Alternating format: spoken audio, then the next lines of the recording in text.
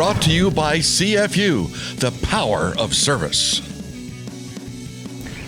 More with UNI head football coach Mark Farley as the Panthers get ready to take to the road at Idaho State this Saturday before back in the Missouri Valley Conference action as Youngstown State just over a week away from coming back into the Unidome. Coach, special teams, you've got a captain in your special teams unit in Matthew Cook. It's a 39-yard field goal. Both of his extra points continues to be consistent and a leader on that special teams unit. No, Matt Cook is excellent. He's as good as it gets as a person, as a leader, as a captain, as a player.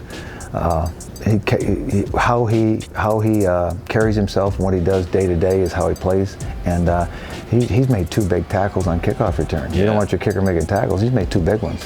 And, he's an athlete too. Yeah, made a great play on a kick return. Faced one of the best kick returners in the country. Coach, your offense, we talked impact plays with the defense. Your offense had a few as well. 3 receptions, over 20 yards.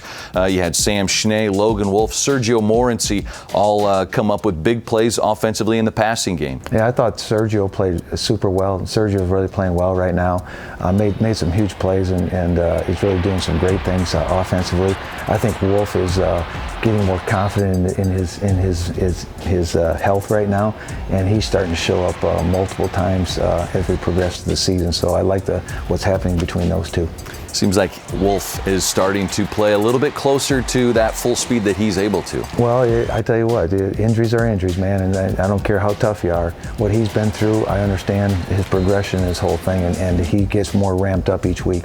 It'd be great to see him continue to stay healthy. Coach, your 2 touchdowns, Sam Schnee, 5-yard touchdown reception from Theo Day, and then Ty Edwards with a 1-yard touchdown run. The offense in that first half, it was good to see them finish a couple drives. Yeah, they're good but not great. They were there. It was the intercept. I think they had 1 turnover. It was a fumble. Actually, it was a fumble, wasn't it? That we had a good drive going on. We needed to get ahead by a couple possessions, and it would have been a whole different game. But every time we got in that position to get ahead by a couple possessions, we had a turnover. And thus, when they stayed in the game, then the turnovers, they got the lead, and then it became a scramble, and that's when it got away. Theo Day, 3 interceptions in the football game, threw for over 300 yards. Certainly had a big target in that football game as Sergio Morancy goes over 100 yards receiving. Good to see him have that big game early in the season. Well, Sergio, absolutely. You're very pleased with what Sergio's doing right now. And with offensive, I'm watching this whole thing. Yes, we're looking at Theo and his intercepts. When you're saying he's not playing up to what we expect.